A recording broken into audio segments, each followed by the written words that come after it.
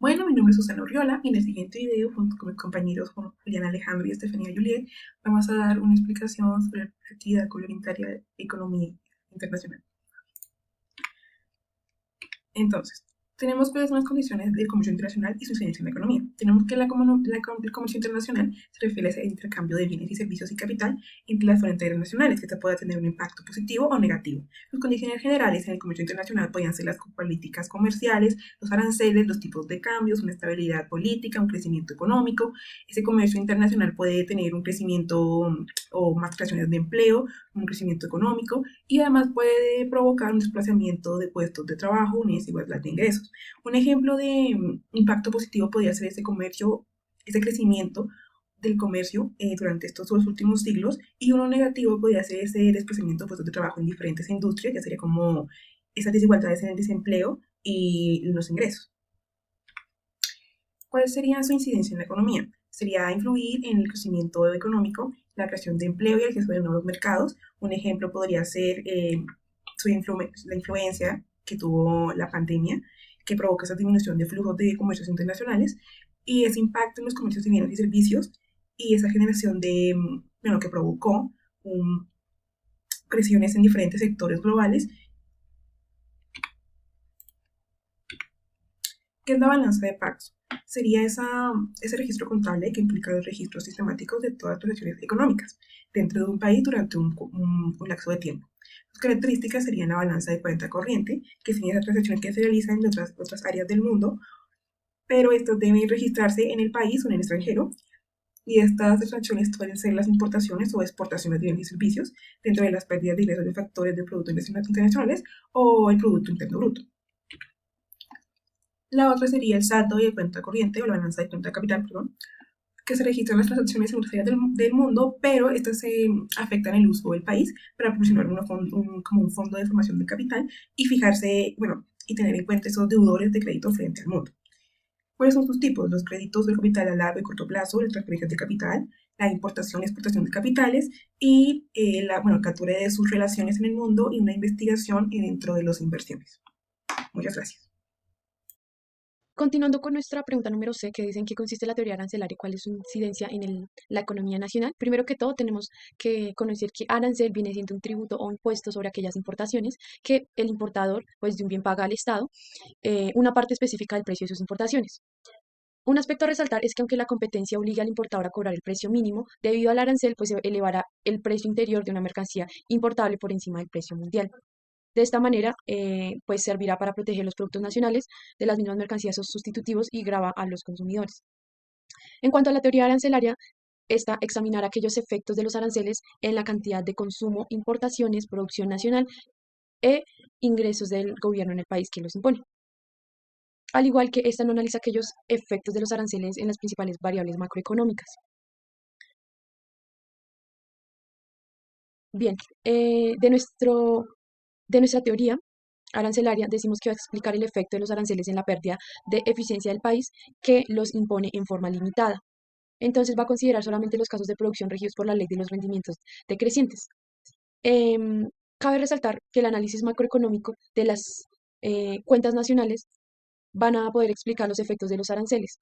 En cuanto a los supuestos de la teoría, como son ellos, para medir los beneficios que acarrean los aranceles. Se utiliza la metodología de contabilidad social y su aplicación conforme al modelo de las dos brechas de la siguiente manera. Entonces contamos con esta fórmula que nos permitirá conocer el PIB de un país siempre y cuando tengamos cada uno de estos componentes, que en el caso de Y viene siendo aquel ingreso interno bruto, la C el consumo, la I la inversión, la X exportaciones y la M importaciones. Decimos que en cuanto a las cuentas nacionales se van a establecer el consumo, la inversión y las exportaciones que están directamente relacionadas con el ingreso y que en cambio las importaciones con signo negativo están inversamente relacionadas al ingreso. Este es un ejemplo eh, específico en donde en esta tabla se va a ver reflejado aquellos efectos de los aranceles en el ingreso, el ahorro y en la disponibilidad de divisas a precios corrientes constantes. Bien, nuestra pregunta número D dice, ¿cómo funcionan los diferentes tipos de cambio a nivel nacional e internacional? Primero que todo, el tipo de cambio o tasa de cambio también conocida es aquella relación entre el valor de una moneda y otra, la cual nos va a indicar cuántas monedas de una divisa se necesitan para obtener una unidad de otra. Y vamos a tener dos aspectos relevantes del tipo de cambio, que va a ser la revaluación y la devaluación. La revaluación viene siendo el aumento y la devaluación la pérdida del poder adquisitivo de una moneda frente a otra. En cuanto al nivel nacional, vamos a ver los tipos de cambio fijo, que vienen siendo aquellos donde el gobierno de un país establece el valor de su moneda nacional, asociando el valor con el de la moneda de otro país. Y el nivel internacional, vamos a ver los tipos de cambio flotante, en donde la tasa de cambio se encuentra determinada por la oferta y la demanda de las divisas del mercado global.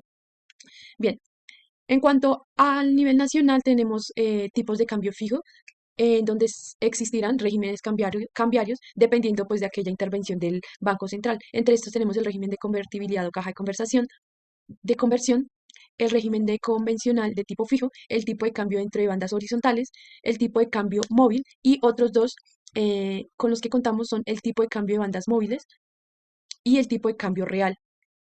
En cuanto al aspecto internacional, solamente contaremos con dos tipos de cambio flotante, que uno es completamente libre y otro es intervenido por el Banco Central, que en este caso es la flotación sucia, mientras que la flotación limpia e independiente únicamente se encuentra con aquellas monedas de tipo en donde los cambios son los que se obtienen del juego de aquella oferta y demanda y no tiene ninguna intervención del Banco Central. Por último, tenemos el tipo de cambio nacional, que va a tratar de aquella cotización oficial de un tipo de cambio en el mercado. Cordial saludo, mi nombre es Julián Alejandro García. A continuación vamos a dar nuestra opinión acerca de la afirmación. Cuando se dice que el dólar subió, realmente lo que significa es que el precio o el valor de nuestra moneda bajó con respecto al dólar, ya que ahora necesitamos más pesos para poder comprar un dólar.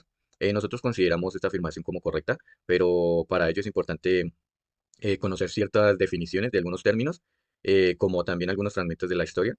En muchas ocasiones, pues, podemos ver en noticias como las siguientes: ¿por qué el dólar es la moneda de referencia mundial y cómo se decidió? ¿Por qué el dólar estadounidense es la principal moneda del mundo? Entonces, para ello es importante conocer estos términos, como son las divisas. Pues la divisa es aquella moneda extranjera oficial de otro país, no de nuestro mismo país.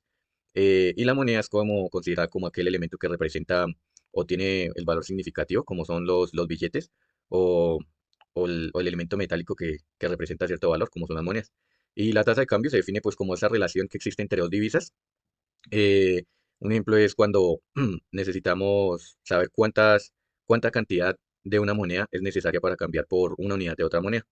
Teniendo claro esto, pues también hay que acotar ciertos fragmentos de la historia, como fue la Segunda Guerra Mundial, en donde pues Estados Unidos para ese entonces era uno de los más grandes proveedores para los demás países.